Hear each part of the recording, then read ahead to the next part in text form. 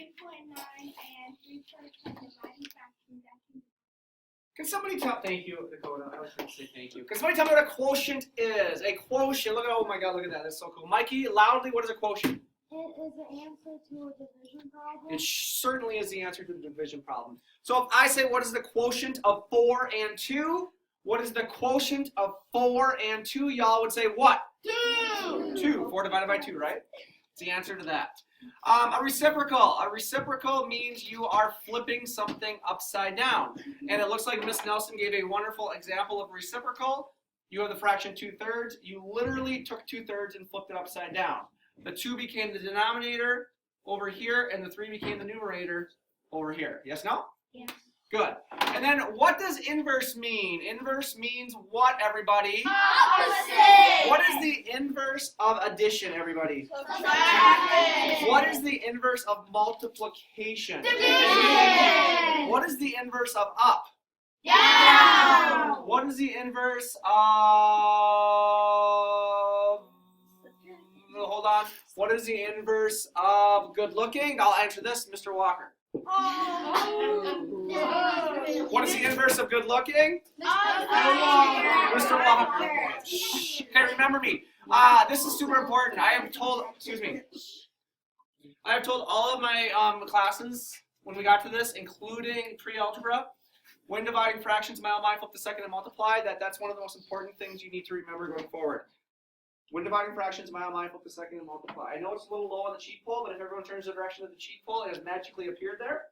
When dividing fractions, flip the second and multiply. What is it that we do? Flip the second and multiply. Thank you. Okay, so then with that piece of information, when you have a dividing fractions problem, do you truly ever divide?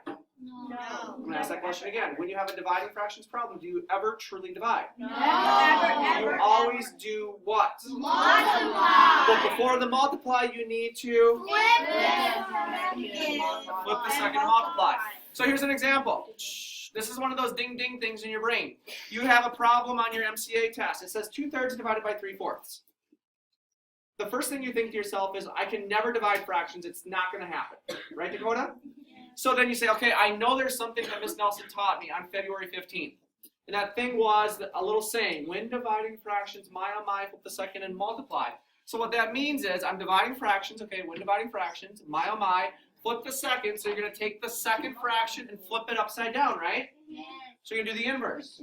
So flip the second, so 3/4 becomes 4/3. Yes. And you're going to change the division sign to a... Multiplication. And then from there, can you multiply fractions? Yes. Yes, 2/3 times 4/3, multiplying fractions is easy. Numerator times numerator, denominator times denominator, you get your answer. 7 is the same type of problem. 4/5 divided by 8/10. When dividing fractions? Flip the second and multiply. Flip the second and multiply. And then this situation, we flipped 8/10 to become 10/8. But what could we do when we turned the division to multiplication? What did you notice that they did on this problem, Ismail? Cross reduce. Cross reduce. Do you have to cross reduce? No. Does it help to cross reduce? Yes. Any questions?